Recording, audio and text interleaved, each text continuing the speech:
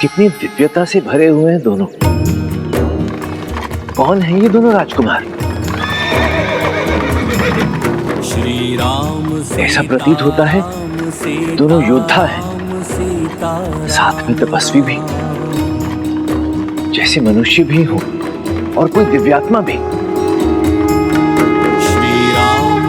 इन दोनों के व्यक्तित्व में कितना अद्भुत आकर्षण है। परंतु यदि मैं इन्हें देखता रहूंगा तो कहीं ऐसा ना हो कि प्रभु श्री राम के दर्शनों से वंचित हो जाऊं। प्रभु सामने हैं और तुलसीदास तुम उन्हें यहाँ वहां देख रहे हो। प्रणाम प्रभु। कहाँ है प्रभु श्री राम? कहाँ है?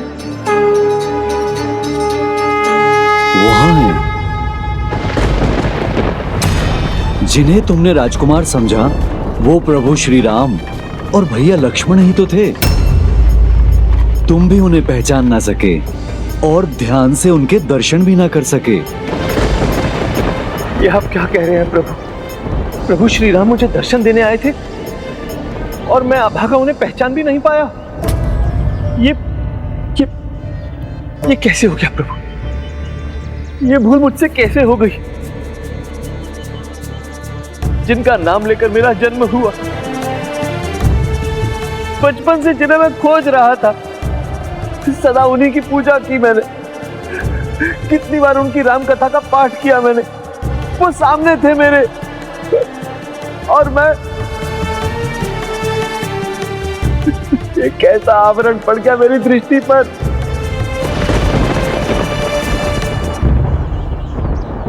मेरे प्रभु श्री राम, उन्होंने तो अपना वचन निभाया, मुझे दर्शन देने भी आए, परंतु मैं उन्हें पहचान भी नहीं पाया।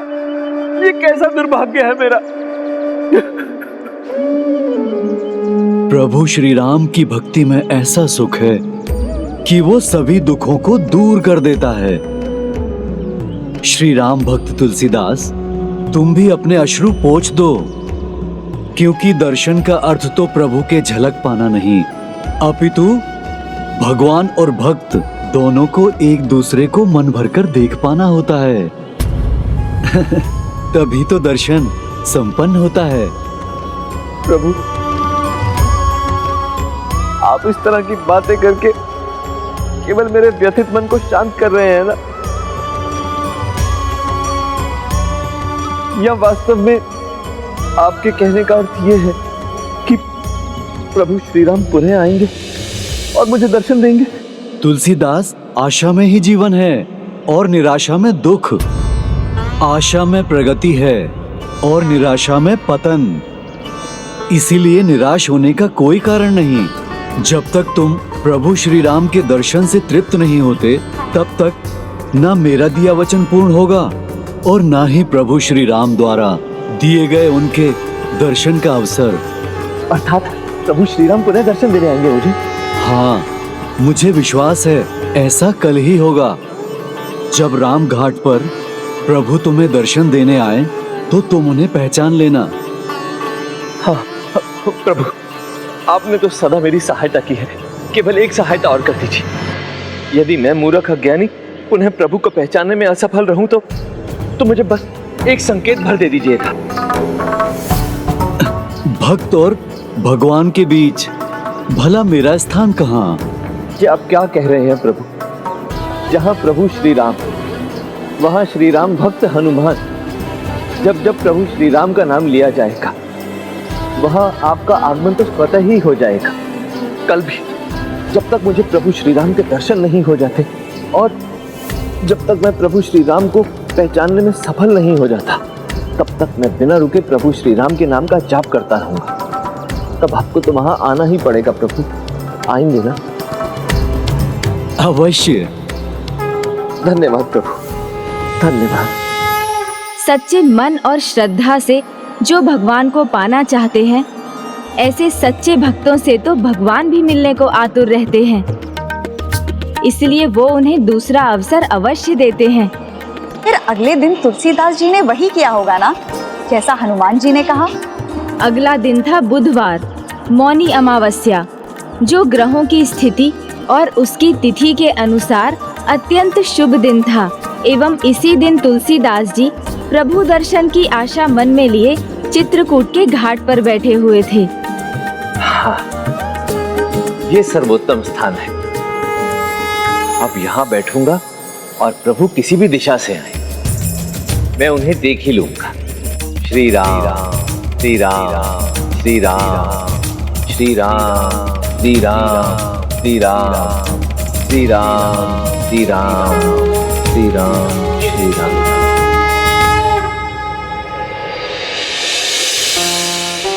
ये वृद्धा चंदन घिसते घिसते थक रही है, मैं इनकी सहायता करता हूँ।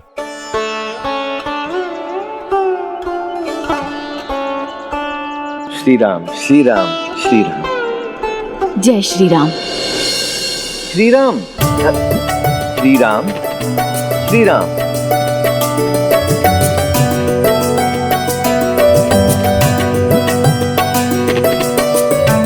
श्री राम श्री राम। प्रणाम संत महाराज जी। श्री राम। प्रणाम संत महाराज जी। श्री राम श्री राम। प्रणाम श्री संत राम। महाराज जी। श्री राम श्री राम श्री राम। श्री राम श्री राम। श्री राम। यदि प्रभु का नाम लेकर महान संत तुलसीदास जी आशीष दे सकते हैं, तो हम लोग भी श्री राम कहकर एक दूसरे को प्रणाम कर सकते हैं। श्री राम श्री राम। श्री राम श्री राम श्री राम श्री राम श्री राम श्री राम श्री राम श्री राम श्री राम श्री राम श्री राम श्री राम जो चाह श्री राम श्री राम जो श्री राम श्री राम श्री राम श्री राम श्री राम श्री राम श्री राम। प्रभु दर्शन देने आए हैं, किंतु भक्त तुलसीदास का ध्यान तो चंदन घिसने में ही लगा हुआ है। श्री राम श्री राम श्री राम श्री राम श्री राम। भक्त तुलसीदास, आज तो अपने प्रभु श्री राम को पहचान लो। श्री राम तुलसी राम, भरोसे श्री राम, राम के निर्भय हो के सोए। अनहोनी होनी नहीं, होनी हो सो होए। प्रभु श्री राम को देखकर अपनी दृष्टि फेर ली तुलसीदास ने। श्री राम श्री राम। जिनके दर्शन के लिए प्रभु भक्त सदा व्याकुल रहते हैं, आज वो सामने खड़े हैं और भक्त अपने भगवान को पहचान नहीं पा रहा। लगता है अब मुझे ही जाके तुलसीदास की सहायता करनी होगी। चंदन का लेप बना रहे हैं। जय श्री राम जय। जब तक तुलसीदास अपने प्रभु को पहचानने का प्रयास न करें, मेरा वहां जाकर हस्तक्षेप करना अनुचित होगा। श्री राम श्री राम। इतना सारा चंदन लेप। श्री राम श्री राम। उचित नहीं है। मुझे चंदन का तिलक लगा देंगे क्या? श्री राम श्री राम श्री राम श्री राम श्री राम श्री राम।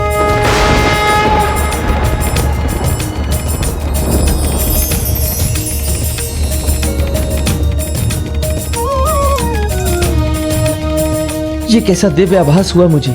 लगता है प्रभु यही निकट में ही कहीं हैं।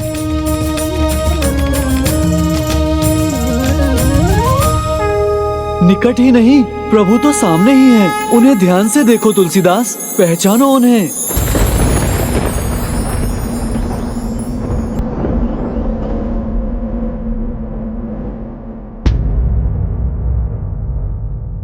श्री राम, श्री राम। मैं भी आपको चंदन लगा देती हूँ। यही उचित अवसर है। एक प्रभु भक्त दूसरे प्रभु भक्त की सहायता कर सकता है।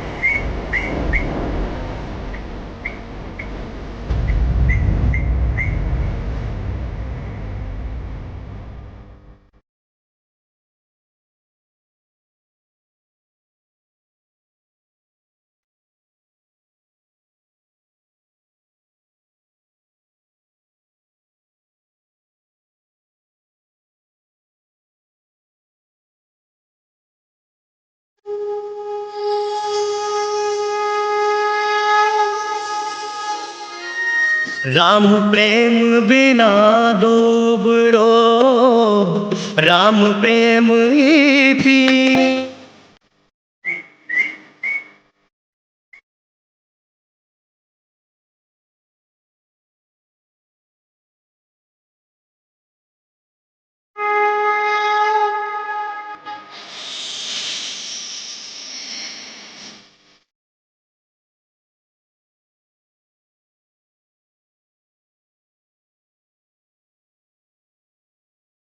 श्री राम, मेरे प्रभु श्री राम, मेरे प्रभु श्री राम।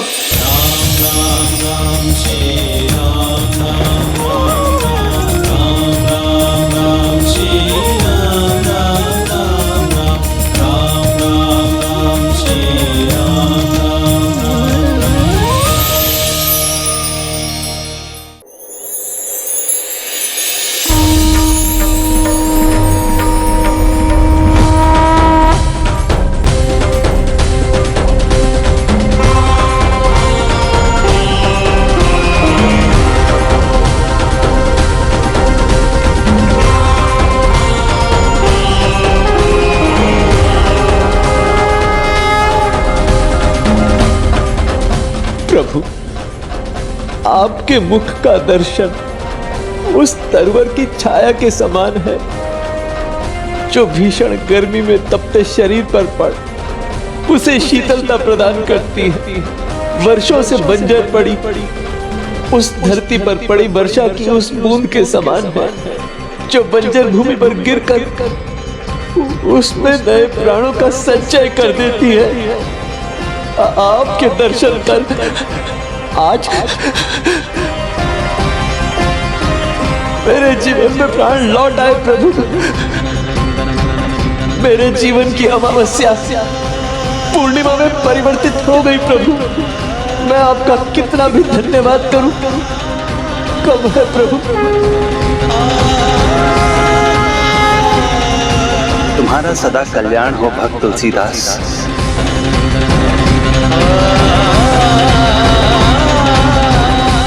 किंतु तुम्हारे जीवन का उद्देश्य अभी पूर्ण नहीं हुआ है। तुम्हारी यात्रा अब आरंभ होगी। इसे विजय तिलक समझो और इसी से तुम्हें अपने जीवन में अपने उद्देश्य को पूर्ण करने की क्षमता मिलता है।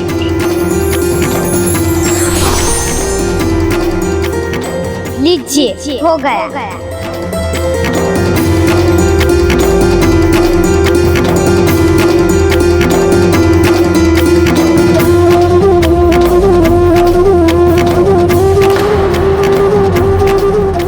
धन्यवाद प्रभु श्री राम की कृपा हो तुम पर।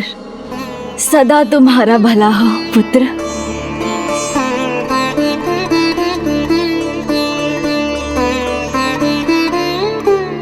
भक्त तुलसीदास, अब तो तृप्त हुए ना तुम?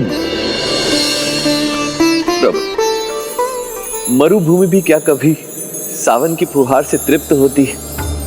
आज प्रभु के दर्शन करके मैं संतुष्ट अवश्य हो गया, परंतु प्रभु श्री राम के मनोहर मुख के दर्शन करने के पश्चात मन को जो सुख, जो आनंद मिला, मन सदैव उसी में ही रहना चाहता है। सत्य कहूं तो प्रभु दर्शन का अमृत पान तो मैं बार बार करना चाहूंगा। तुम विश्वास रखो, प्रभु कृपा तुम पर बनी रहेगी। इसीलिए तुम्हारे मुख पर चिंता का भाव मैं समझ नहीं पा रहा। प्रभु, ये चिंता नहीं है, मैं विचार कर रहा हूं, क्योंकि आज तक मैं यही समझता आया था कि मेरे जीवन का एकमात्र उद्देश्य प्रभु श्री राम के दर्शन करना है। परंतु आज प्रभु श्री राम ने स्वयं मुझसे कहा कि मेरे जीवन की वास्तविक यात्रा तो अब आरंभ हुई है। तो ऐसे में मेरे जीवन का उद्देश्य क्या है? मैं स्वयं इसका अनुमान नहीं लगा पा रहा। तुलसीदास, यदि व्यक्ति गहन विचार करे तो जीवन के सारे रहस्य खुल जाते हैं और भविष्य का मार्ग दिखाई देने लगता है। यदि आवश्यकता है तो जीवन के प्रत्येक संकेत को समझने की और उन्हें आत्मसात करने की, और जो कुछ भी वो सुने उस पर विशेष ध्यान देने की। जो आज्ञा प्रभु।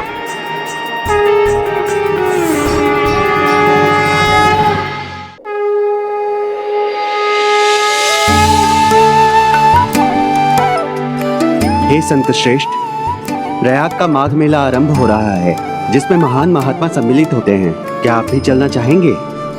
यदि आवश्यकता है तो जीवन के प्रत्येक संकेत को समझने की और उन्हें आत्मसात करने की। हाँ हाँ, मैं अवश्य जाऊंगा और वहीं से ही मैं काशी चला जाऊंगा।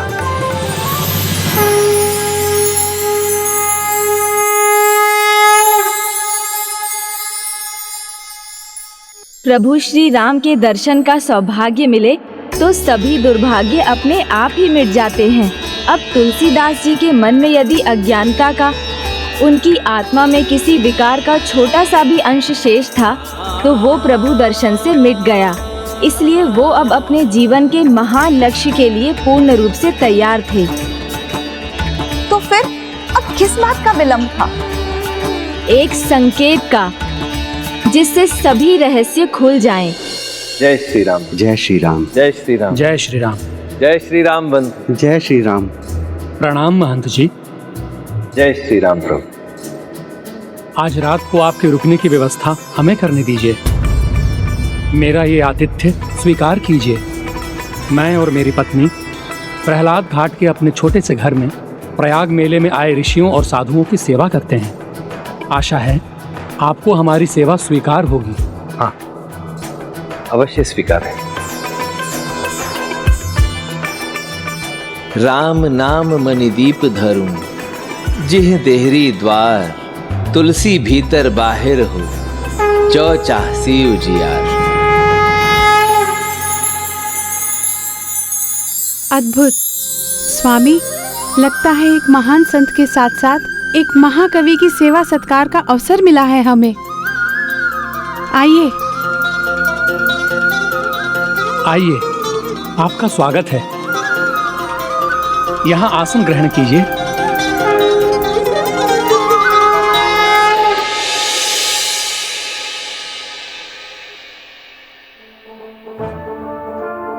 अद्भुत, लगता है एक महान संत के साथ साथ एक महाकवि की सेवा सत्कार का अवसर मिला है हमें। कदाचित यही मेरी योग्यता है और कवि बनना ही मेरे जीवन का उद्देश्य है।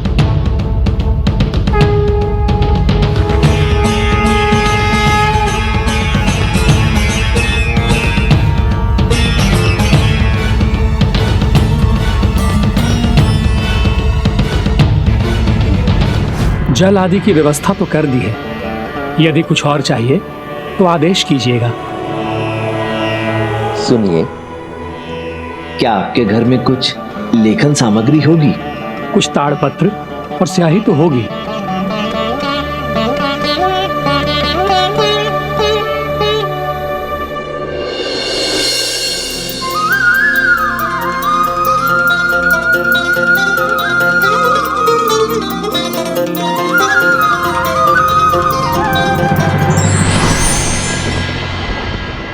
ये क्या? मेरा लिखा नेत्रों से ओझल कैसे हो गया?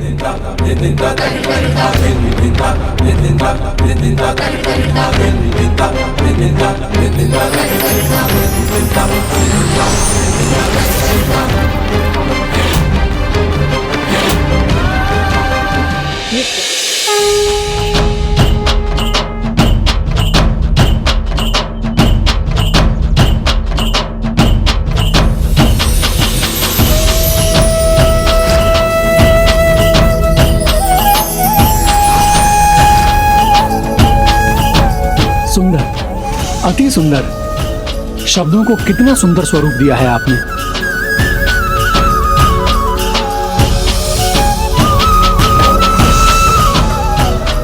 ये क्या हुआ? कल भी तो प्रभु श्री राम के नाम की महिमा पर ही लिखा था मैंने, फिर ये रह गया और वो मिट गया। ऐसा क्यों हुआ? ऐसा क्यों हो रहा था गजानन? आपके इस प्रश्न के उत्तर में तुलसीदास जी के भावी जीवन का उद्देश्य छिपा था, किंतु इसका उत्तर उन्हें कौन देता? अगले कुछ दिन वो बार बार लिखने का प्रयास करते रहे, किंतु हर बार वही हुआ। जैसे ही वो कुछ शब्द भोजपत्र पर अंकित करते, वो शब्द अपने आप अदृश्य हो जाते। इस प्रकार 7 दिन बीत गए और प्रयाग मेला के अंतिम दिन तुलसीदास जी लौटने की तैयारी करने लगे। महात्मा जी,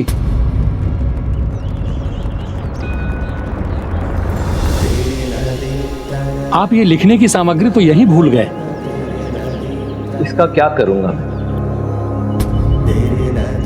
कदाचित लिखना मेरी नियति में नहीं, ये मेरे जीवन का उद्देश्य नहीं है। किंतु हमारा उद्देश्य है आपको प्रेरित करना। सूर्योदय तो होकर ही रहता है, भले ही हम सोए रहे, और जब जागते हैं तब रात का अंधकार छट चुका होता है, सवेरा ही दिखाई देता है। जागने भर की देरी है, किंतु हमें पूर्ण विश्वास है आपके जीवन में सवेरा आएगा। हमारे आराध्य अवश्य आपके उद्देश्य को पूर्ण करने की शक्ति देंगे।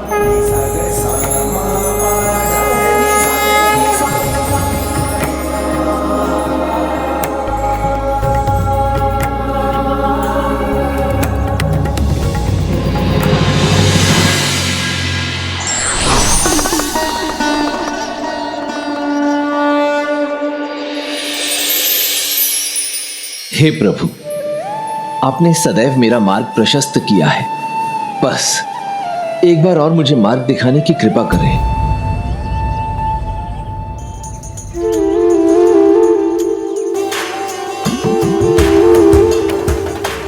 ये तो वही ऋषि हैं जो ऋषि काकभूषुंडी की रामकथा में भी थे। अवश्य ही इनका यहां उपस्थित होना कोई संकेत है। कदाचित अब यही मुझे बताएंगे कि मुझे अब आगे क्या करना है।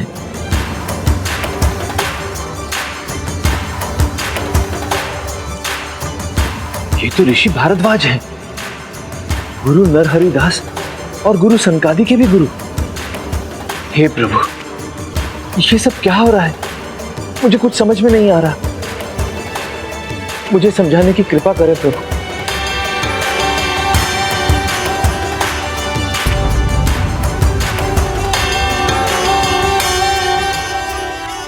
ये पावन राम कथा भगवान का परम पद प्रदान करती है। इसका श्रवण करने से अविचल भक्ति प्राप्त होती है। हे उमा, ये वही राम कथा है जो आगे चलकर ऋषि काकभूषुंडी गरुड़देव को सुनाकर उनका भ्रम दूर करेंगे।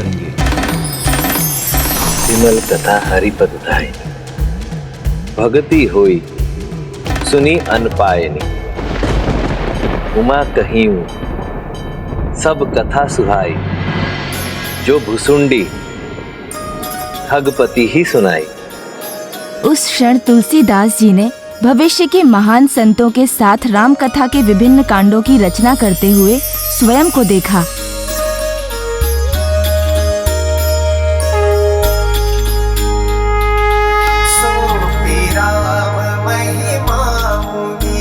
सोपी राम महिमा मुनि राय, शिव उपदेशु करत करिदाया। राम कवन प्रभु पूछहु तो ही, कहिए बुझाई कृपा निधि मोही। ये क्या है? तुम्हारे भावी जीवन की ये एक झलक है महाकवि तुलसीदास।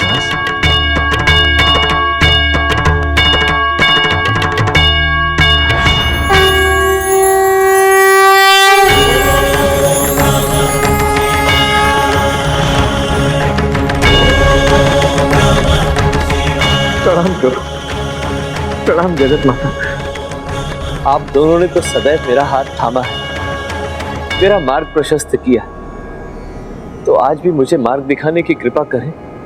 उस रामायण के भाग हैं जो स्वयं मैंने महेश्वरी को सुनाई थी, जो ऋषि काकभूषणी ने सुनी और उन्होंने पक्षीराज गरुड़देव को सुनाई।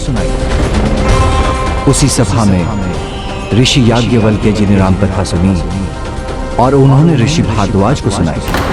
इसीलिए मैं फिर कहता हूं, तुम इन सभी के साक्षी बन रहे हो, अर्थात ये एक झलक है तुम्हारे जीवन के उद्देश्य की। महाकवि तुलसीदास। प्रभु, आपने मुझे महाकवि की उपाधि तो दे दी, परंतु ये नहीं बताया कि मैं उस तक पहुंचूंगा कैसे। सत्य कहूं तो आपकी उस उपाधि से मैं एक उलझन में पड़ गया हूं। मैं जो कुछ भी लिखता हूं वो स्वतः ही मिट जाता है, फिर ऐसे में मैं महाकवि कैसे बनूंगा? पुत्र तुलसीदास, ऐसा क्या लिखा तुमने जो मिट गया? माता, मेरे मन में तो बस प्रभु श्री राम ही बसते हैं। उन्हीं की प्रशंसा में मैंने देव भाषा संस्कृत में उन्हीं की महिमा का वर्णन करते हुए कुछ पद लिखे थे। तो क्या तुमने ऐसा भी कुछ लिखा जो मिटा नहीं? हाँ प्रभु, मैंने प्रभु श्री राम की प्रशंसा में साधारण जन की भाषा अवधि में भी कुछ पद लिखे थे। और जो तुम्हारे हाथों में है वो कौन सी भाषा में लिखा है? ये भी प्रभु साधारण जन की भाषा अवधि में भी, जिसे हर कोई समझ सकता है। सरल भाषा अवधि लिखी रह गई, इसका भी कोई अर्थ होगा क्या? इसमें भी प्रभु श्री राम की कोई इच्छा छिपी है? पुत्र तुलसीदास, तुम तो महाज्ञानी हो, इसका निष्कर्ष तो तुम्हें स्वयं ही निकालना होगा। तुलसीदास, यदि व्यक्ति गहन विचार करे तो जीवन के सारे रहस्य खुल जाते हैं और भविष्य का मार्ग दिखाई देने लगता है। हम जैसे भक्तों का क्या होगा जो संस्कृत नहीं जानते? हम प्रभु श्री राम की जीवन गाथा को कैसे समझेंगे और सुनेंगे?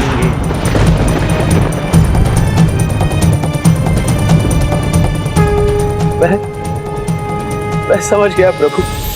माता, मैं समझ गया कि मेरे जीवन का उद्देश्य क्या है। मुझे प्रभु श्री राम की कथा सरल भाषा में लिखनी है, उस भाषा में जिसे एक साधारण भक्त भी समझ सके। वो राम कथा प्रभु जो स्वयं आपके ऋषि काकभूषुंडी के, ऋषि याज्ञवल्क्य जी के मुख से निकली पावन शब्द गंगा के ही समान होगी और जिसके श्रोता होंगे स्वयं माता गौरी, पक्षीराज गरुड़देव, महर्षि भारद्वाज और ये समस्त संसार।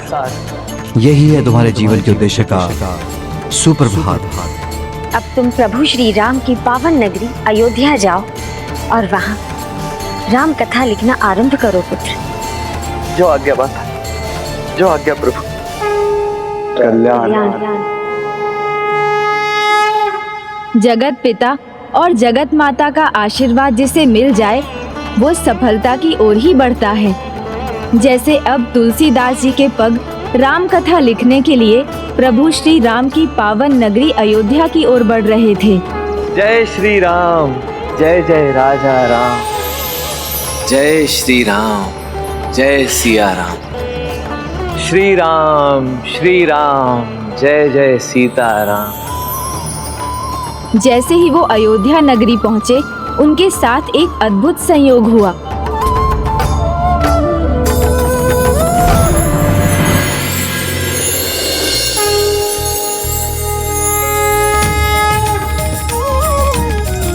जय श्री राम। जय पावन नगरी अयोध्या की।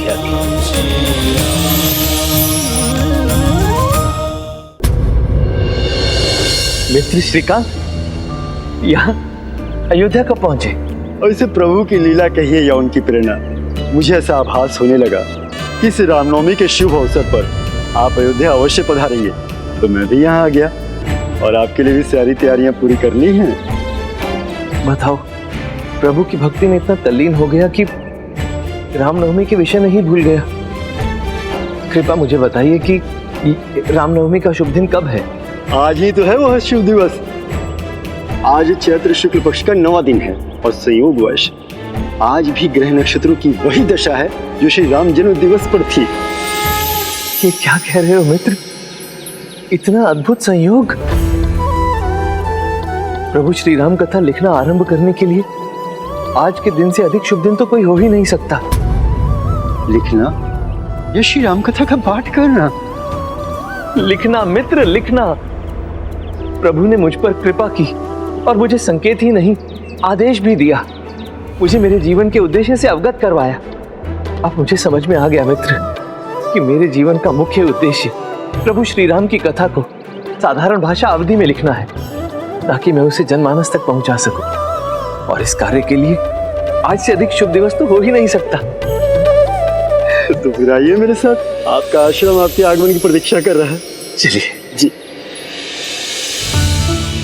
आज प्रभु श्री राम का जन्म दिवस है, रामनवमी का पावन अवसर है, परंतु मुझे अचरज हो रहा है ये देखकर कि आज स्वयं प्रभु श्री राम की जन्मभूमि में ही उनके जन्म दिवस को लेकर कोई उत्साह नहीं है। तुलसीदास जी, ये सभी प्रभु श्री राम को, उनकी भक्ति को ही भूल चुके हैं। इन्हें याद दिलाना होगा, प्रभु श्री राम के महत्व को समझाना होगा और उन्हें ये बताना होगा कि अयोध्या नगरी में जन्म लेना मात्र ही बहुत बड़ी सौभाग्य की बात है। समझेंगे, अवश्य समझेंगे ये सब भी, क्योंकि इन्हें समझाने वाले और इस अयोध्या नगरी का उद्धार करने वाले मेरे गुरु ज्ञानदत्त शास्त्री इसीलिए तो काशी से यहाँ पधारे हैं।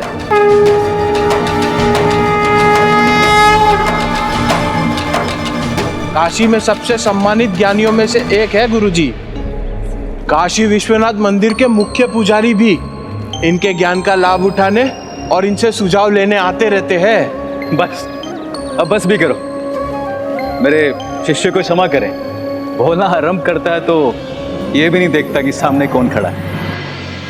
वैसे अब अपने मुख अपनी प्रशंसा कौन करे।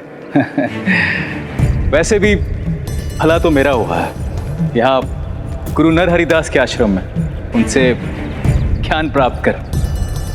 मैं और मेरे महान मित्र भी गुरु नरहरिदास के ही शिष्य रह चुके हैं। मैं श्रीकांत और ये मेरे मित्र संत तुलसीदास। तुलसीदास? गुरुदेव, इसमें इसका कोई दोष नहीं है, यह तो मेरी सहायता कर रहा था। एक छोटी सी चोट क्या लगी तुमने तो इतना बड़ा बहाना बना दिया। ओह, तो इसका स्वभाव आज तक नहीं बदला। बचपन में गुरुजी के सामने अच्छा बनता था, अब स्वयं को संत कहलवाता है। मुझे कुछ तुम्हारी याद तो है, तुम वो कुछ कविताएं लिखा करते थे ना, 2-4 साधारण छंद भी लिखे थे तुमने। निज दुख गिरी सम रज करी जाना, मित्र को दुख रज मेरु समाना। सही कहा था तुमने, मित्र का दुख पर्वत के समान होता है, जो मुझे हो रहा है। तुम्हें इस दरिद्रता की दयनीय अवस्था में देख, ये क्या है तुम्हारे हाथों? तुम्हारी वो तुच्छ कविताएं, क्या कहलवाना चाहोगे इनको? तुलसीदास के दोहे? तुलसीदास जी जो ग्रंथ लिख रहे हैं उसका नाम होगा तुलसी रामायण। और क्षमा कीजिएगा ज्ञानदत्त जी, किंतु ज्ञानी व्यक्ति वह होता है जिससे मिलकर कोई भी व्यक्ति स्वयं को निम्न होने का भान न करे। और आपकी जानकारी के लिए बता देना चाहता हूं कि संत तुलसीदास जी न सिर्फ एक अच्छे कथावाचक हैं बल्कि कथा विशारद भी हैं। और जिनके हाथों में आप ताड़पत्र देख रहे हैं, इसके ऊपर ये अति शीघ्र श्री राम कथा लिखेंगे। तुलसीदास जी, आप इस महान कार्य को प्रारंभ कीजिए। अवश्य। राम कथा तो दूर की बात है, ये तो 2-4 अध्याय भी नहीं लिख सकेगा। नहीं श्रीकांत, अभिमान ज्ञान का शत्रु होता है और क्रोध बुद्धि का। चलो।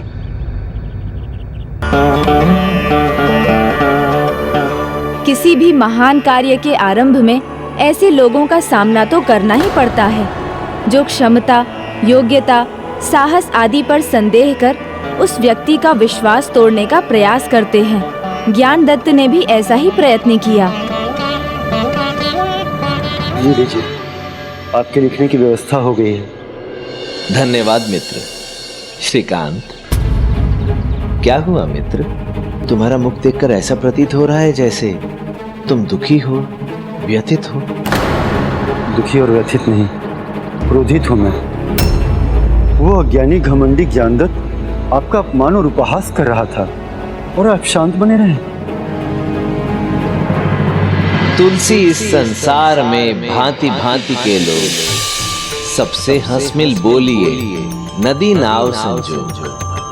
मित्र, इस संसार में हमें भिन्न भिन्न प्रकार के लोग मिलेंगे। कुछ आपसे मीठा बोलेंगे, कुछ आपको कटु वचन कहेंगे, कुछ आपकी प्रशंसा करेंगे तो कुछ निंदा करेंगे। परंतु हमें सभी से मुस्कुराकर बात करनी चाहिए। ठीक वैसे ही जैसे नदी, नई हो या पुरानी, सभी नौकाओं को अपनी धारा में बहने देती है। तनिक सोचने का प्रयास करो मित्र।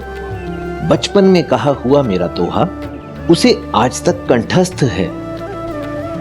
तो इसका अर्थ ये हुआ कि काव्य पद्धति में कही हुई पंक्तियां लोगों को अधिक सरलता से स्मरण हो जाती हैं।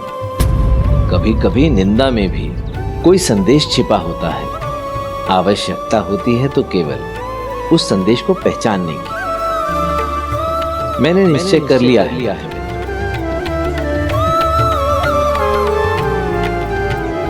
कि मैं प्रभु श्री राम की कथा का वर्णन कविता रूप में करूंगा और मेरे द्वारा लिखी जाने वाली प्रभु श्री राम कथा की महिमा का बखान दोहों और चौपाइयों में किया जाएगा।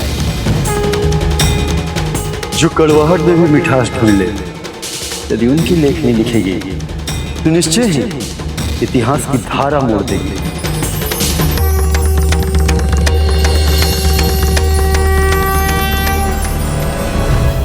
अद्भुत। तुलसीदास जी ने जो किया वो विष से अमृत निकालने के समान था। ज्ञानदत्त के वचनों ने भी अपने लिए प्रेरणा ढूंढ ली। ये सीख तो सभी को लेनी चाहिए पुष्पदंत जी। अपनी भूलों से, अपनी विफलताओं से सीख लेकर आगे बढ़ना चाहिए, ना कि दुखी होकर अपना आत्मविश्वास खो देना चाहिए। तभी सफलता मिलती है, फिर भले ही कोई किसी के सामर्थ्य को कितना भी कम क्यों ना आके।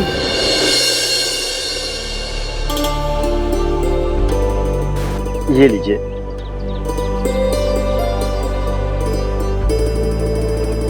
ये तो लेखनी ही टूट गई। समय अनुकूल है इतने शुभ कार्य के लिए।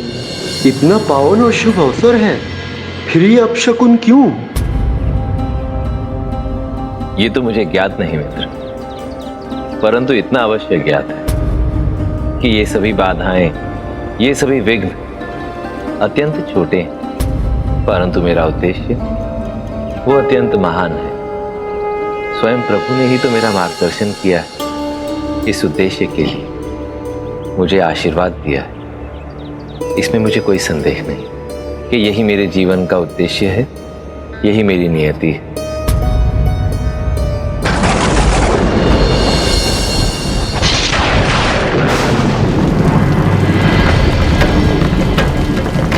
अब ये वर्षा कहां से आरंभ हो गई?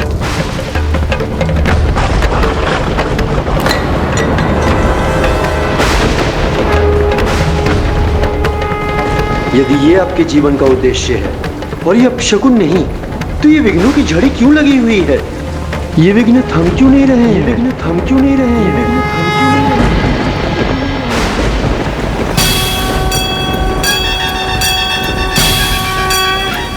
मुझे ज्ञात हो गया है, इतने महत्वपूर्ण कार्य के शुभारंभ से पूर्व मैंने विघ्नहर्ता गणेश का शुभाशीष जो नहीं लिया, प्रथम पूजनीय बुद्धि के देवता पार्वती नंदन श्री विघ्नहर्ता गणेश के आशीर्वाद के बिना इतना महत्वपूर्ण कार्य भला कैसे संभव हो सकता था?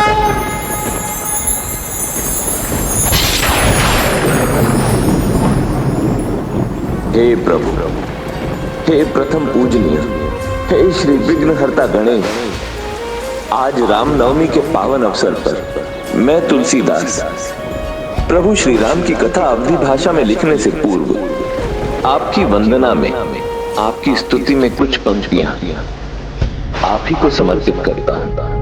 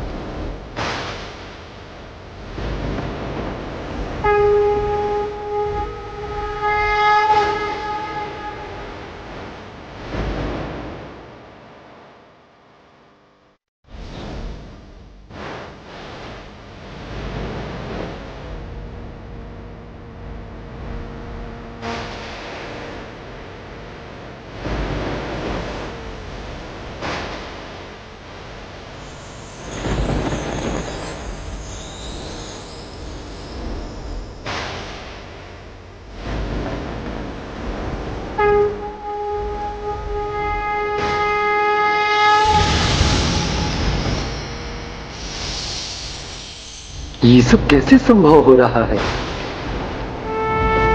आश्चर्य, वर्षारूपीय विघ्न जैसे अचानक प्रकट हुआ था, वैसे ही मिट भी गया। प्रभु तेरी महिमा गाए, बप्पा तेरा ही गुण गाए, बप्पा तेरा ही गुण गाए, बप्पा तेरा ही गुण। हे प्रभु, हरि अनंत, हरि कथा अनंता। यदि सभी नदियों का जल स्याही बन जाए और यदि संपूर्ण धरती कागज बन जाए तो भी प्रभु का गुणगान उसमें समा नहीं सकता। और इतना सब कुछ लिखने के लिए मुझ में बुद्धि भी तो नहीं है भगवान। इसलिए हे बुद्धि के देवता, मेरी बुद्धि को इतना समर्थ बना दीजिए कि मैं प्रभु श्री राम की कथा अपने शब्दों में उतार सकूं। प्रभु श्री राम की लीला को जीवंत बना कलियुग को भक्ति, धर्म और मर्यादा की ओर प्रेरित करने में अपना भाग निभा सका। कल्याण हो तुलसीदास जी। लेखन की इस पूर्ण अवधि में मेरा आशीर्वाद सदा आपके साथ रहेगा।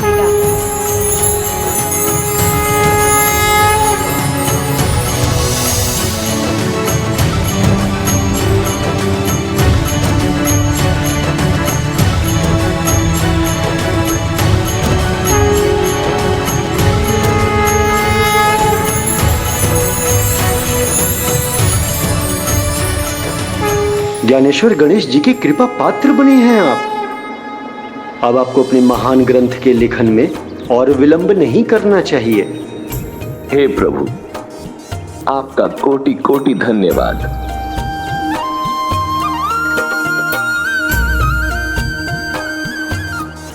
वर्णानामर्थ संघानाम रसानाम छंद सामपि मंगलानाम च कर्तारौ वंदे वाणी विनायको।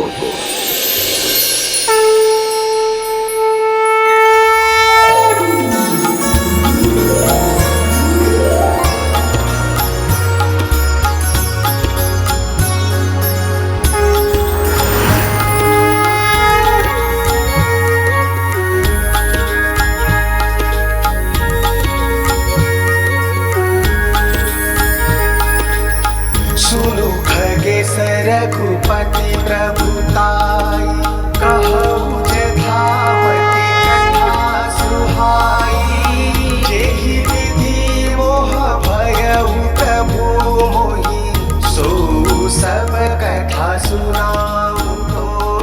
लेखन आरंभ करते ही प्रथम पृष्ठ पर ही तुलसीदास जी ने मेरी और माता सरस्वती की वंदना में श्लोक रचे।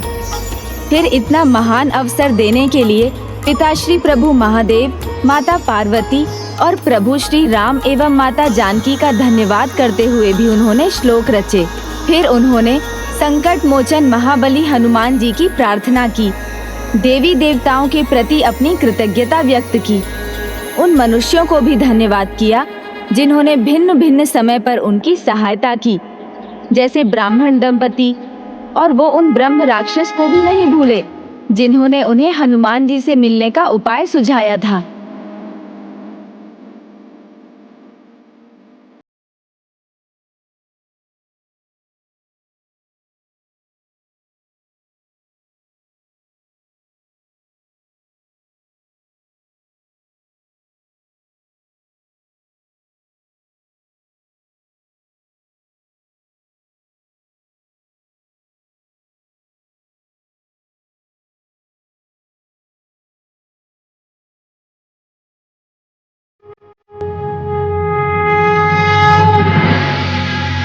इस प्रकार तुलसीदास जी ने प्रभु श्री राम के पावन चरित्र का बखान करने वाले महाकाव्य की रचना आरंभ की।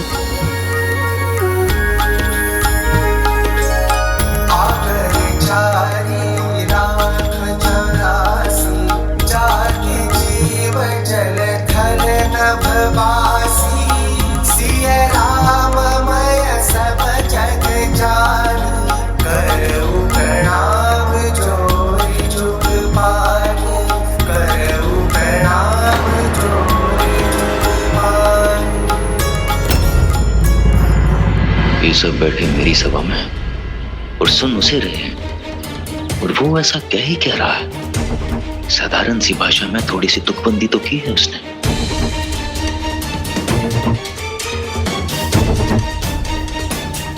सभा में आप सबका ध्यान कथावाचक पर होना चाहिए। इधर देखिए सब, अपना ध्यान भटकने मत दीजिए।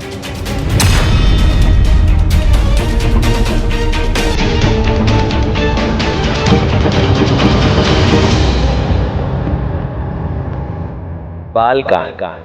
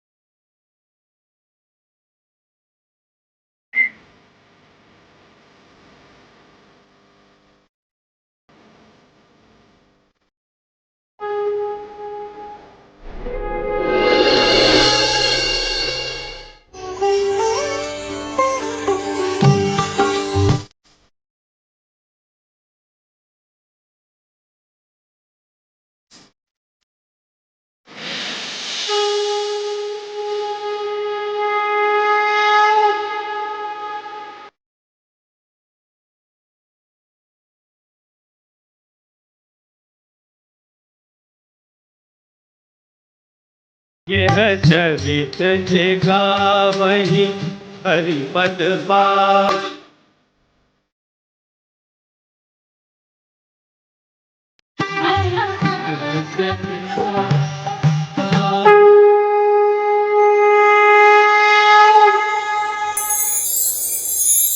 विप्र धेनु सुर संत हित लीन मनुज अवतार निज इच्छा निर्मित तनु माया मूल गोपाल।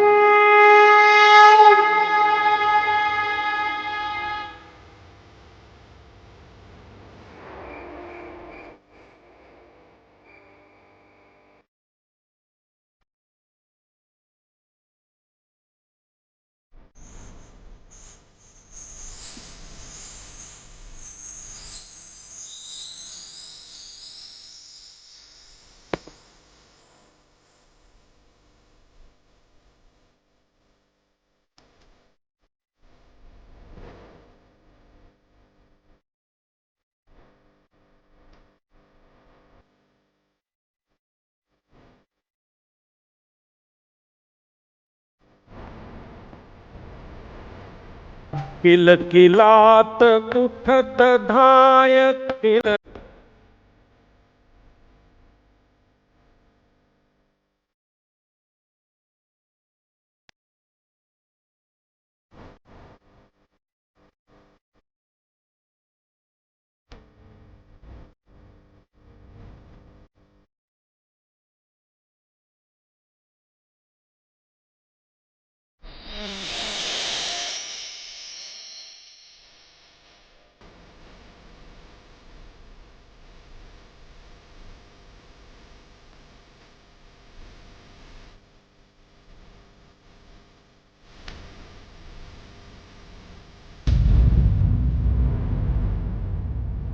अद्भुत आकर्षण है इस मधुर भजन में, इस निर्मल वाणी में।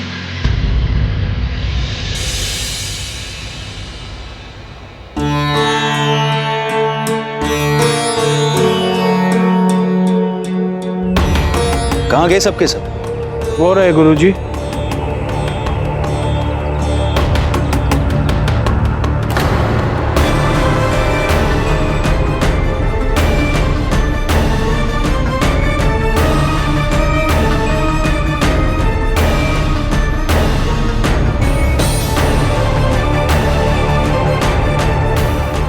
ये सब हो क्या रहेगा?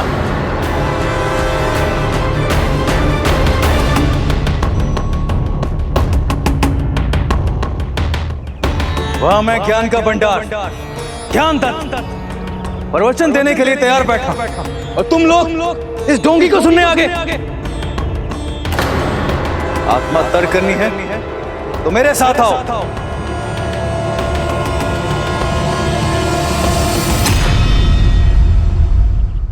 घोर कलयुग है, अज्ञानता और मूर्खता की पराकाष्ठा, तभी आप सब लोग यही हैं। मूर्खता नहीं ज्ञानी जी, ध्यान से देखिए, सभी के मन में और मुख पर प्रभु श्री राम की भक्ति छाई हुई है। हाँ स्वामी, ये उचित कह रहे हैं। ऐसा अनुपम भक्ति भाव है इनकी वाणी में, जो सुने निहाल हो जाए। आप भी सुनिए ना। स्वयं मेरी पत्नी, मेरी अर्धांगिनी यहाँ पहुंच गई। बड़ा शली है। भक्तजनों, आप सबकी दुविधा का समाधान तो अत्यंत सरल है। आप सबको अपना ध्यान प्रभु श्री राम कथा का वाचन करने वाले में अथवा प्रभु श्री राम के भजन गाने वाले में नहीं केंद्रित करना चाहिए। एकमात्र प्रभु श्री राम पर ही होना चाहिए। ऐसे में ध्यान भटकेगा ही नहीं। और हाँ, प्रभु श्री राम पर लिखे दोहों और चौपाइयों को सुनने के लिए आपको यहाँ आकर मुझे देखने की भी कोई आवश्यकता नहीं है। उन्हें तो आप स्वयं ही जान जाएंगे। व्यर्थ के शब्द सुनने के लिए नहीं रुकूंगा मैं यहाँ। और जिन्हें अपना और अपने बालकों का सुनहरा भविष्य तय करना है, वो मेरे साथ चलेंगे।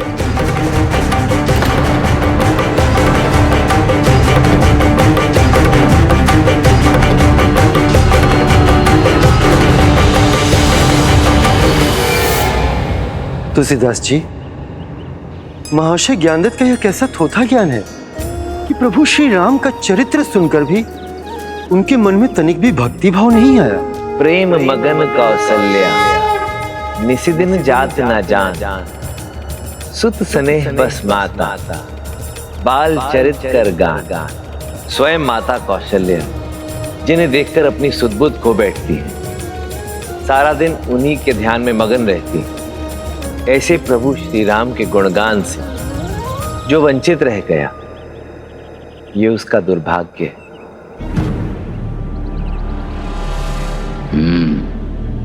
लौट कर यहीं आना पड़ा ना इन्हें। तुलसीदास जी ने किसी भी विकार को अपने निकट नहीं आने दिया।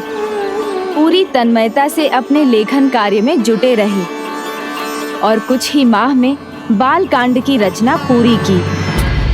निज गिरा पावनी करण कार, राम जसु तुलसी कहियो, रघुवीर चरित अपार, बारिधि पारु कभी कौने कही। हे प्रभु, आपकी महिमा का वर्णन कर मैं अपनी ही वाणी को पवित्र कर रहा हूं। और वैसे भी आपकी कृपा के बिना सागर से भी विशाल आपके चरित्र का वर्णन कर पाना किसी भी कवि के लिए असंभव है। मैं तो केवल इतना चाहता हूं प्रभु कि जो भी मनुष्य इसका पाठ करे उस पर सदैव प्रभु श्री राम और माता जानकी की कृपा बनी रहे। मैं अपनी इस रचना का प्रथम भाग आपके श्री चरणों में अर्पित करता हूं और अब आपसे अयोध्या कांड लिखने की अनुमति चाहता अयोध्या कांड लिखने की अनुमति चाहता।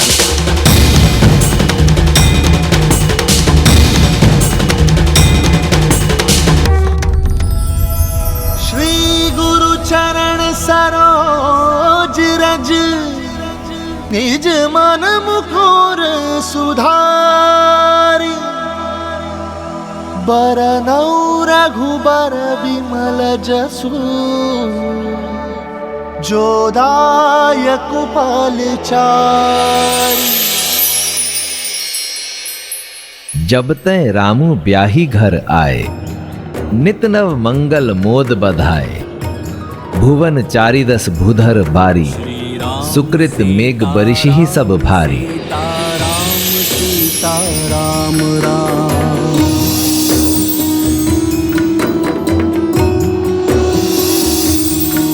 श्री राम सीता राम सीता राम सीता राम राम।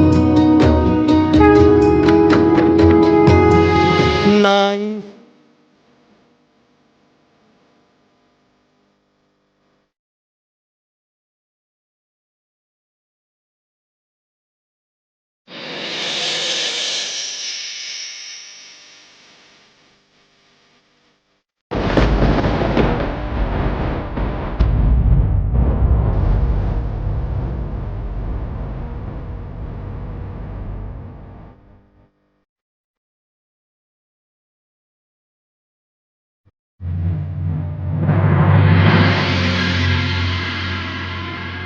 क्रोधवंत तब रावण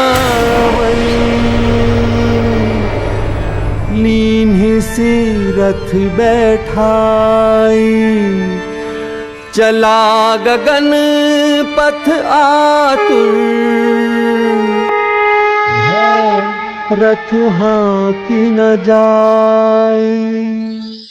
जामवंत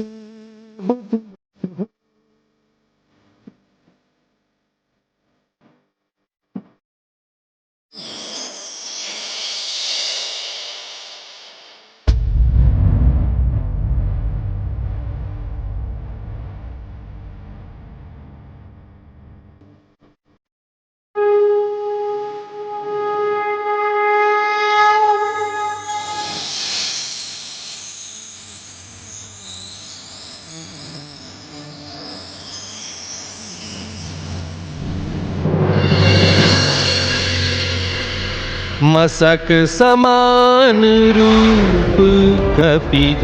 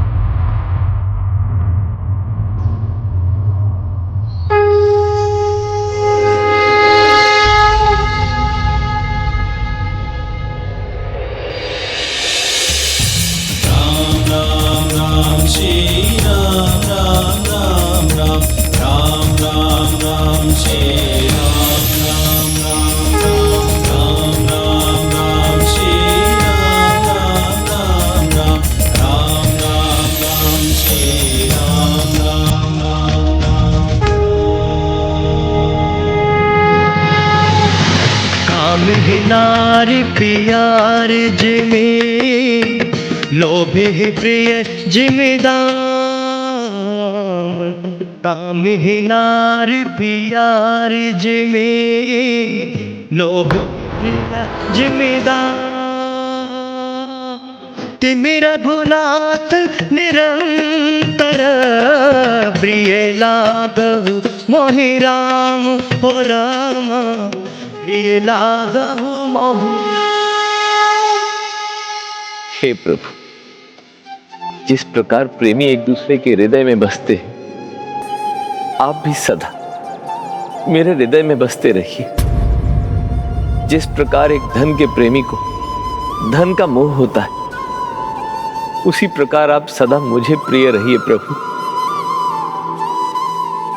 हे मेरे प्रभु, हे रघुकुल दीपक, जय श्री राम। जय श्री राम।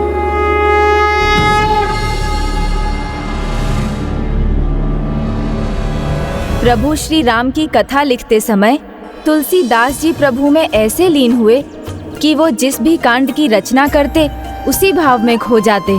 बाल कांड में प्रभु की बाल लीलाओं से अभिभूत हुए तो अयोध्या कांड और अरण्य कांड में प्रभु की पीड़ा से द्रवित हुए और फिर अंतिम 2 कांड में उन्हें प्रभु के मान सम्मान का परिचय मिला। किंतु अब वो जो लिखने जा रहे थे उसे लिखने के लिए ना तो उनका मन मान रहा था और ना ही वो उनकी लेखनी को स्वीकार था। अब ऐसा वो क्या लिखने जा रहे थे गजानन? कुछ अंतिम पंक्तियां।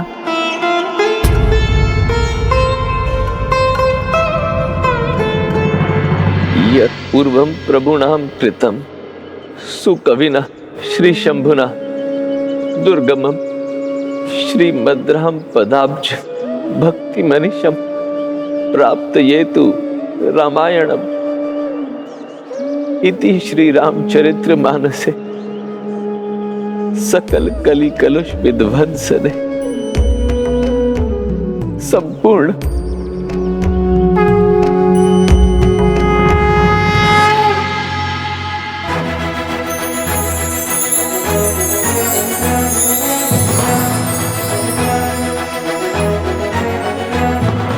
हनुमान जी।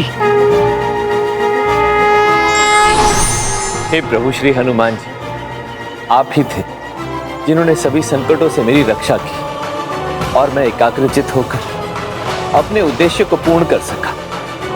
आपका कोटि कोटि धन्यवाद प्रभु, कोटि कोटि धन्यवाद। तुलसीदास, श्री राम काज में बाधा हो, प्रभु का ये भक्त कैसे सह सकता है? मैं मानता हूं कि अब प्रभु श्री राम की कथा में लिखने के लिए और कुछ शेष नहीं बचा मेरे पास, परंतु मेरे हृदय में तो प्रभु श्री राम की भक्ति का असीमित उफान है जिसे मैं पृष्ठों पर व्यक्त करना चाहता हूं प्रभु। इसीलिए अंतिम शब्द संपूर्ण लिखने के पश्चात भी अंतिम पृष्ठ बंद करने का मन नहीं कर रहा प्रभु। किंतु इसकी तो आपको प्रसन्नता होगी कि प्रभु राम की आत्मकथा आपके द्वारा संपन्न हो गई और वो भी इतने विशेष दिन। इस महान कार्य का आरंभ हुआ था अति शुभ राम नवमी के दिन और आज 2 वर्ष 7 माह 26 दिन के बाद शुक्ल मार्ग शीर्ष के 5वें दिन विवाह पंचमी के इस पावन पर्व पर प्रभु श्री राम और माता जानकी के विवाह के दिन आपने उनकी कथा को पूर्ण किया है।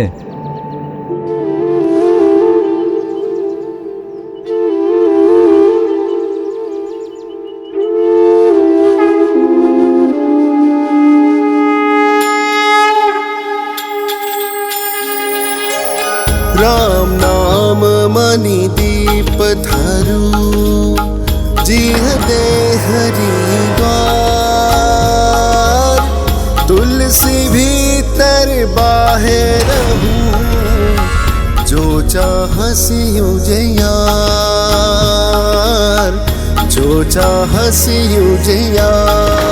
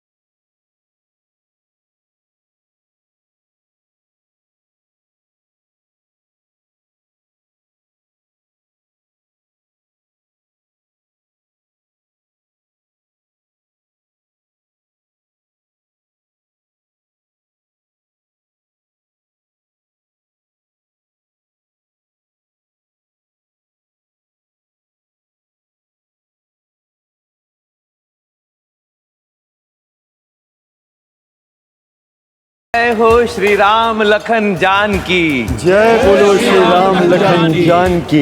जय श्री राम लखन जान की। जय बोलो श्री राम भक्त हनुमान की। जय श्री राम भक्त हनुमान की।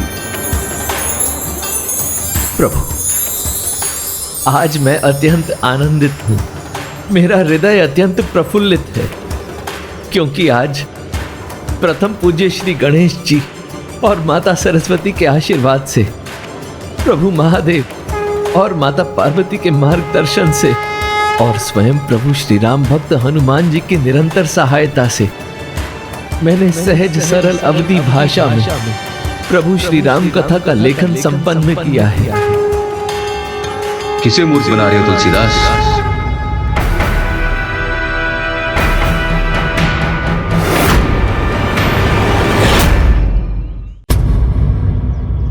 अपने आप को या इन निर्दोष लोगों को?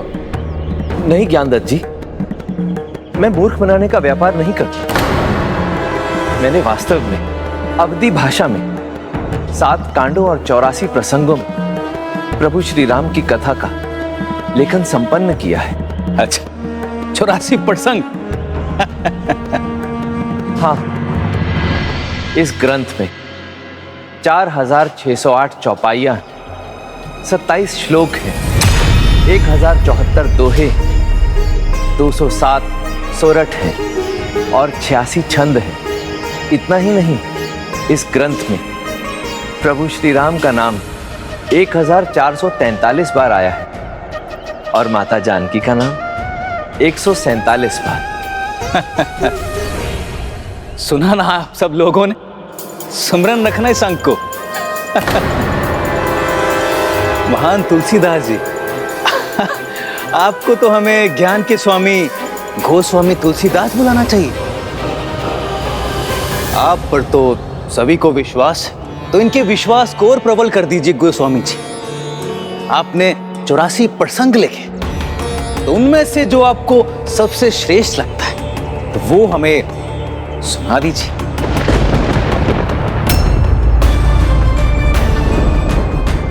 इन पृष्ठों पे शीर्षकों के अलावा कुछ तो लिखा होगा आपने, तो एक सुना दीजिए हमें, हम भी तो आपके ज्ञान का लाभ उठाएं।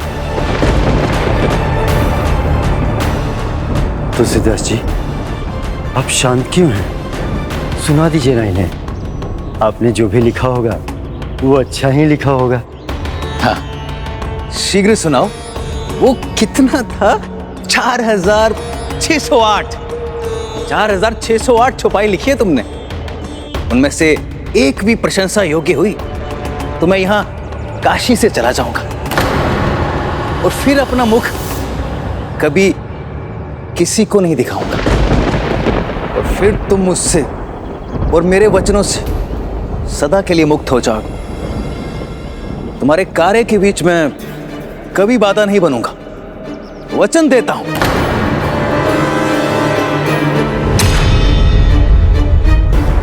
चलो सुनाओ,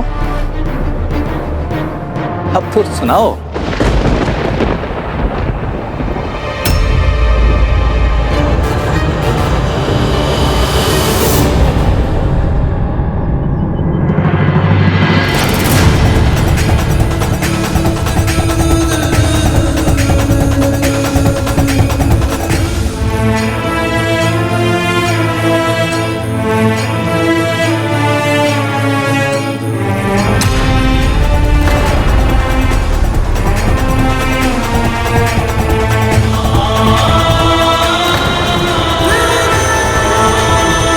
तुलसीदास जी, आप ये क्या कर रहे हैं?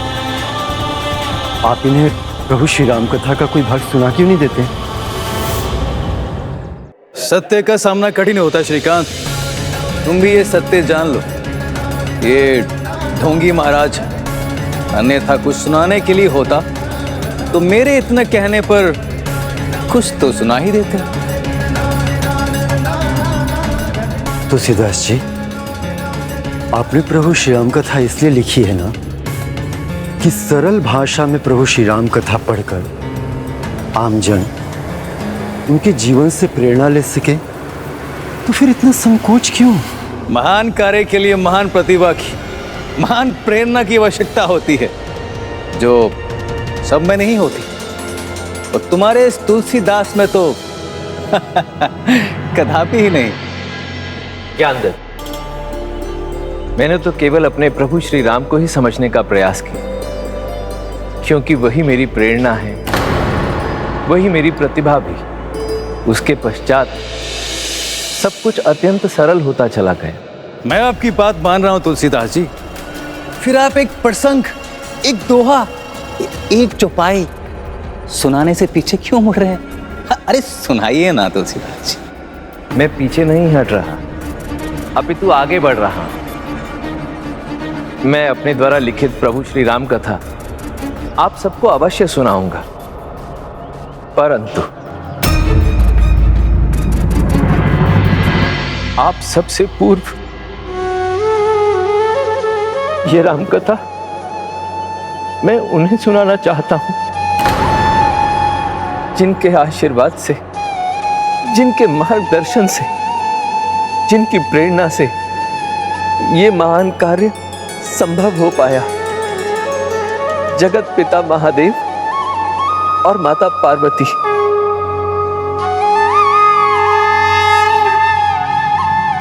वाह तुलसीदास जी, बचने का एक और नया बहाना ढूंढा इन्होंने।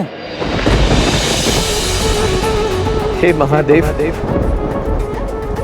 हे मां भवानी अन्नपूर्णा, मैं अभी इसी समय काशी नगरी के लिए प्रस्थान कर रहा हूं और वहां पहुंचकर आप ही के काशी विश्वनाथ मंदिर में इस भक्त तुलसीदास द्वारा लिखी प्रभु श्री राम कथा सुनने के लिए सादर आमंत्रित करता हूं।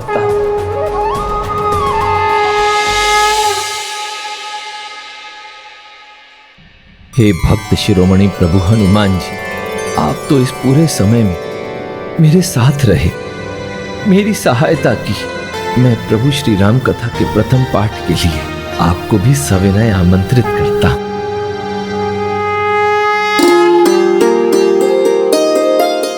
जय श्री राम। रुक जाइए तुलसीदास जी, यदि यह सत्य नहीं, यदि इसमें आपका कोई शल नहीं, यदि वास्तव में आप ये तथाकथित महाकाव्य प्रभु विश्वनाथ महादेव को सुनाने जा रहे हैं, तो उनसे कहिएगा कि अपनी प्रतिक्रिया लिखकर व्यक्त करें, ताकि हम सभी को भी पता चले कि तुलसी की राम कथा को लेकर उनके क्या विचार।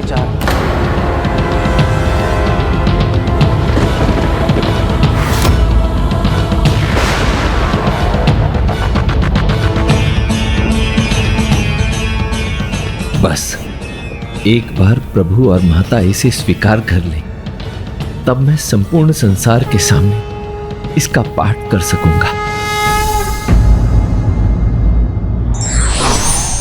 विनम्रता से बढ़कर कोई व्यवहार नहीं होता और सादगी से बढ़कर कोई श्रृंगार नहीं होता।